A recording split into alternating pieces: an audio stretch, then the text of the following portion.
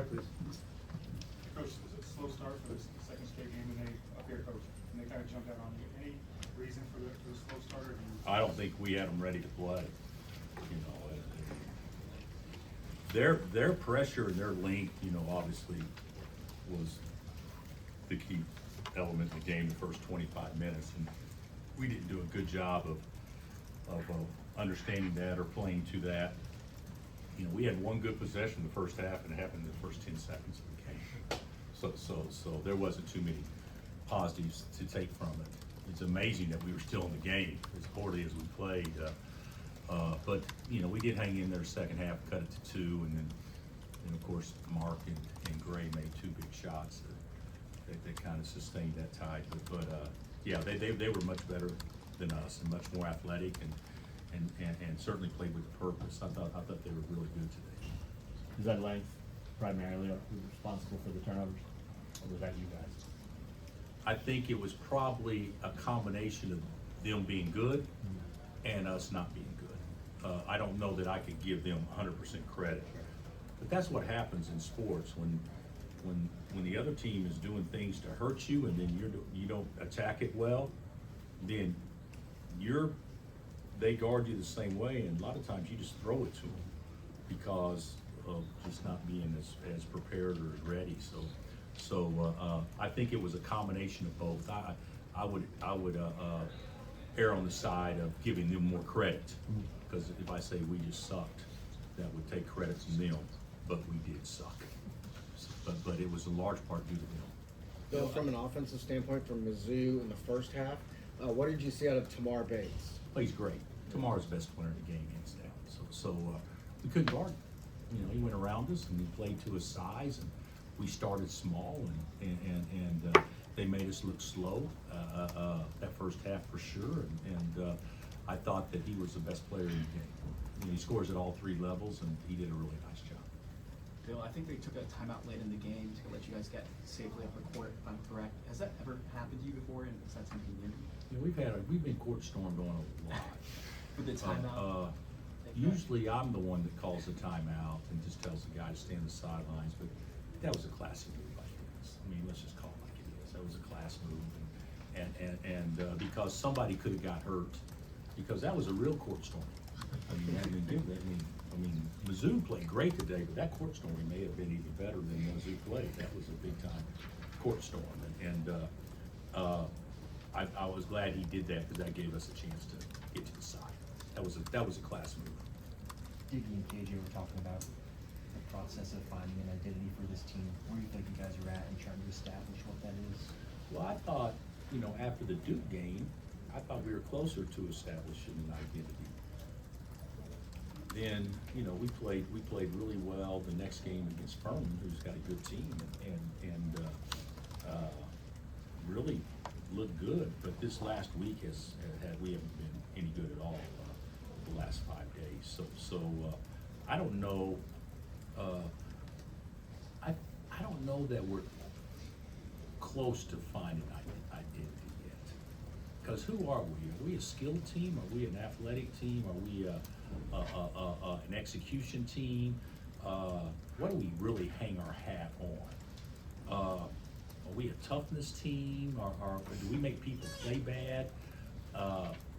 I'll be honest with you. I think right now we're kind of in a situation that it'd be hard for me to say from game to game what we are.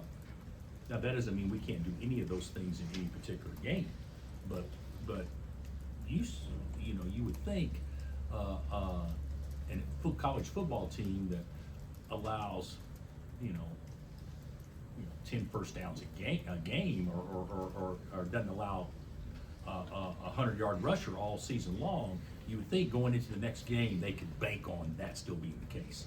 And I don't know that we can do that right now. When you do find a single unifying concept like that, I mean, how much can that help you guys, and what can that give you when you have like one thing you can, as you said, hang your hat on like that? Well, if we don't find it, then it won't be a fun year. We'll find it, but you know, teams become teams at certain times throughout the year. Like this may have been a big step for Mizzou in becoming a team.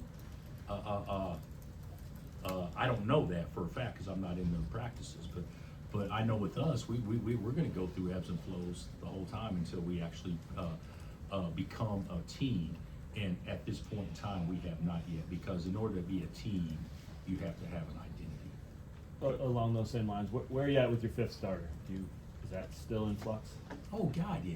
You know, AJ has had some really poor days since Creighton. This early in the season, guys, you want to win the battle, but not at the expense of losing the war. And I still think there's certain things that need to be that need to be done in order to have a chance to win big in the end. But the bottom line is you know, I know who should be our starters in theory, but it hasn't translated to from practice to games or anything else like that yet. So we'll just have to hang in there and see if we can develop that, because at this time I don't feel great about that. The thing about it is, and we can talk all night if you want to, but the thing about it is, Juan and KJ are not explosive offensive players. They're great players that win with intangibles. We all know that as followers. So when they're really good, woo, we're pretty good. Duke, you know, we're pretty good. But when they're not playing at that level, somebody else has to be able to pick up the slack, and we just haven't figured that out yet. So hopefully we can get there. Where do you need AJ Storr to be for this to be a successful season? How close do you think he is to getting there? Well, I don't want to pick on one person, but I don't think there's anybody that's close to getting to where, you know, what I would envision as being a team. You know, with KJ, you look at it differently. KJ's going to play. Well, if he plays with Hunt, how's KJ's man going to guard Hunt? And how are we going to stretch the defense? And how are we going to do this and that? Well, there's certain things that have to work out and fit in order to allow KJ to still be effective with Hunter and him both in the game at the same time. So you know, those are some things we're still trying to work through and figure out, but I don't think we're really that close right now. Coach, you're 3-10 on the road the past 2 years combined. What do you attribute to that? Well, I think that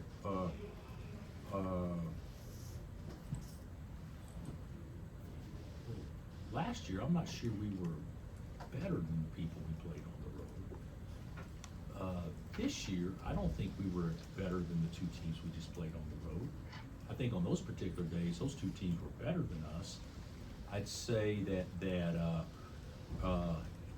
our margin for error is not near as much as what it has been with some other teams, without question. I mean, you guys can think about it. People that cover their respective teams, Missouri football just had the greatest recruiting class in the world. Kansas football just had the greatest recruiting class in the world. I mean, that's how the coverage is for your respective teams. Same with basketball, same with Mizzou basketball. Bottom line is, guys we get, other guys are getting those same guys. You know, everybody's getting guys, you know, with the portal. So I don't think that we've separated ourselves from a talent standpoint at all. I think we got good enough players to win at a high level, but we have to be a unit. And why we haven't won as much the last 2 years, maybe it's maybe because we don't have the margin for error that maybe we've had in some of the other years. When you had that stretch in the second half where it looked like you guys were getting back into the game, do you think there's a way you can bottle that up and use that in future games? Is that something you think you can repeat? Sure. Yeah, but I don't know that we're going to draw from this game tape and say this is how we want to play. I mean, that's not what we're going to do. But did we quit? No. Did we keep fighting? Yeah. Were we prideful? Absolutely. Did a couple of shots finally go down? Absolutely. But it wasn't.